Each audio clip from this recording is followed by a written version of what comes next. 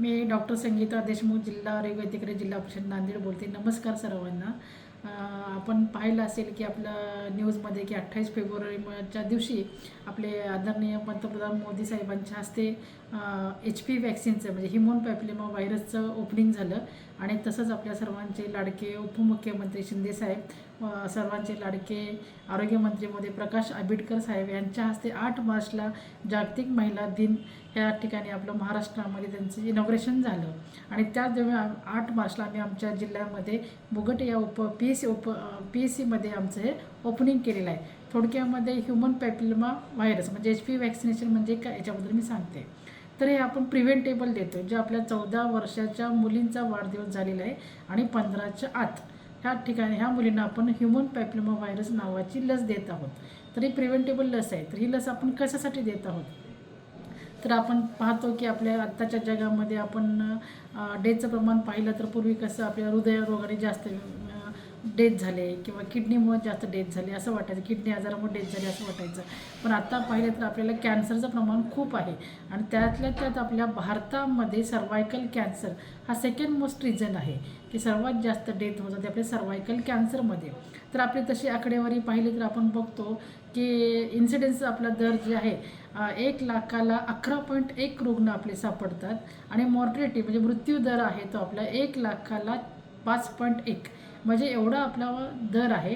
तर आपल्याला ह्या सर्वायकल कॅन्सरला प्रिव्हेन्शन करण्यासाठी आपण जो वयोगट निवडला आहे तो 14 वर्ष पूर्ण झालेला आणि 15 वर्षाच्या आतमध्ये अशा मुलींना आपण 1 डोस वॅक्सिनेशन HPV वॅक्सिनेशनचं देणार आहोत.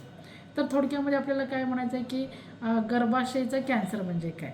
तर गर्भाशयाचा कॅन्सर जर आपण पाहिलं तर ह्याच्यामध्ये आपल्याला गर्भाशयाच्या मुखाच्या आपल्याला एक लोअर टोक जे असते सर्व्हिक्स म्हणतो, त्या सर्व्हिक्सचं आपल्याला कॅन्सरचं प्रमाण जास्त असतं महिलामध्ये. त्याच्यामध्ये आपले लक्षणं असतात शरीर संबंध ठेवल्यानंतर रक्तस्राव होणे, दोन्ही मासिक पाळीमधला रक्तस्राव होणे जास्त, आणि आपण मेनोपॉज म्हणजे आपली मासिक पाळी संपल्यानंतर जो रक्तस्राव होतो ते सर्वायकल कॅन्सरच्या मध्ये लक्षणाचा एक आजार दिसून त्या ठिकाणी येतो. दुसरं आहे की ओटीपोटात दुखणे, सायटिक नर्व्हनेस, आपल्याला पायामध्ये वेदना होणे किंवा आपल्या रक्तस्राव होणे, दुर्गंधी स्त्राव होणे, त्याच्यामध्ये पाण्यासारखा रक्तस्राव होणे, अशी आपली सर्वायकल कॅन्सरची लक्षणं आहेत. आणि आपल्याला हे प्रिव्हेन्शन करण्यासाठी आपण 14 वर्षा गट का निवडला, वयोगट का निवडला, तर लैंगिक संबंध येण्यापूर्वीच्या आपण त्या मुलींना वॅक्सिनेशन करायचं आहे. त्यामुळे आपण हा वयोगट निवडलेला आहे. तर तसं पाहिलं तर आपल्याला ही लस कशी असते थोडक्यामध्ये, आता तुम्ही बघताय की आपल्याला मोबाईलमध्ये, व्हॉट्सअप ग्रुपवरमध्ये, इंस्टाग्रामवर एक बऱ्याच निगेटिव्ह गोष्टी येत आहात ह्या लसीबद्दल. तर ह्या निगेटिव्ह गोष्टीकडे आपण खरंच लक्ष द्यायचं नाही, कारण हे चुकीचं व्हायरल होत आहे.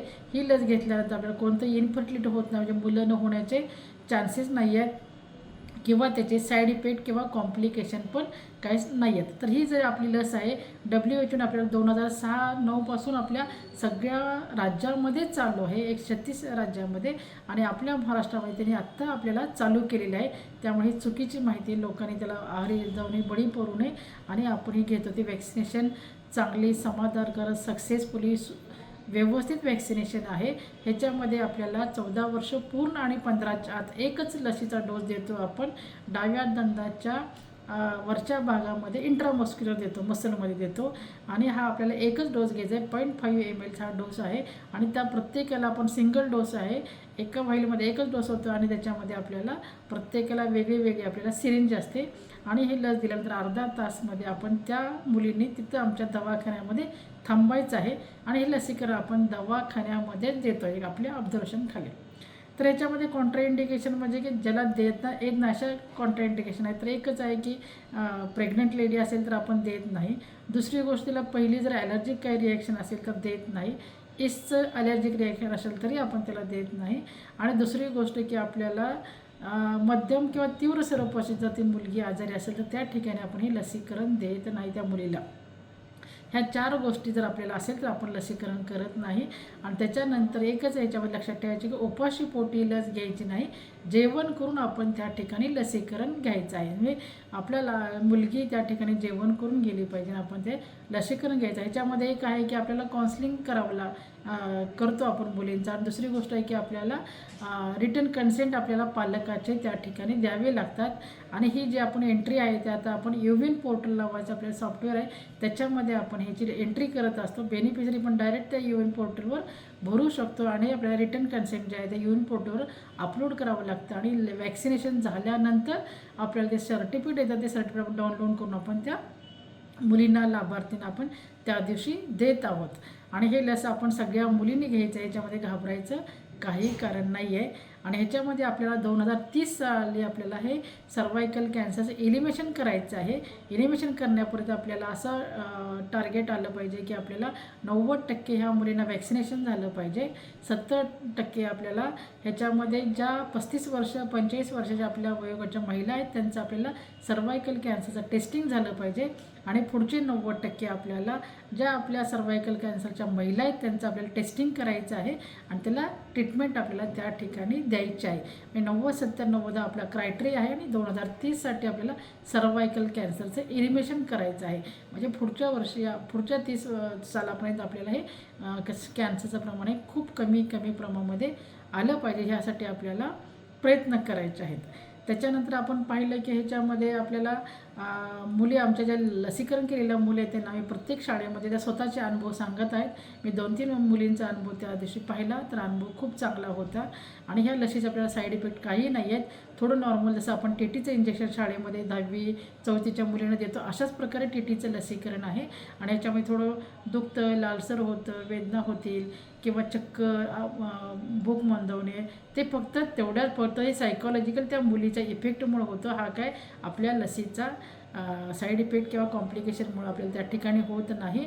तर सर्व मुलींनी आपल्याला ज्या आमच्या 14 पूर्ण आहेत आणि 15 वर्षाच्या आतील मुलींना हे लसीकरण साध्या सोप्या सिंपल पद्धतीचं आहे तर त्यांनी घेतलं पाहिजे. दुसरी गोष्ट मी सगळ्या आमच्या भगिनींना मातांना एकच आव्हान करेल की आपण 100% लसीकरण झालं पाहिजे. कारण माझ्या जिल्ह्याचं जे टार्गेट आहे त्याच्यामध्ये ग्रामीणचं टार्गेट आहे ते 26,000 आहे, अर्बनचं टार्गेट आहे ते 4,500 आणि कॉर्पोरेशनचं आहे ते 6,500 असं एकूण 37,102 माझं टार्गेट आहे. आणि ह्याच्यामध्ये आपल्याला आदरणीय आमचे कलेक्टर सर असतील, आमच्या आदरणीय CO मॅडम मेघना कावले मॅडम आहेत, त्यांच्या अंडरखाली आमची डिस्ट्रिक्ट टास्क फोर्सची एक मिटिंग झालेली आहे. आणि त्या मिटिंगमध्ये सगळ्यांनी त्यांना आव्हान केलेलं आहे शिक्षण डिपार्टमेंटला, ICT डिपार्टमेंटला की जास्तीत जास्त आपल्याला वॅक्सिनेशन द्यायचं आहे. आमचे आदरणीय उपसंचालक DD मॅडम रेखा गायकवाड मॅडम यांनी पण आमच्या DHO CS वेळोवेळी त्या मार्गदर्शन करत आहेत. आणि आपल्याला सर्वांनी मिळून सगळ्या आमच्या टीमने मिळून आणि लस तुम्हाला प्रत्येक उपकेंद्रामध्ये मोफत ही लसीकरण केलं जात आहे. आमचे मेडिकल ऑफिसर असतील, CHO असतील, आमच्या NM ह्या वॅक्सिनबद्दल तुम्हाला आणखीन जास्त माहिती देतील.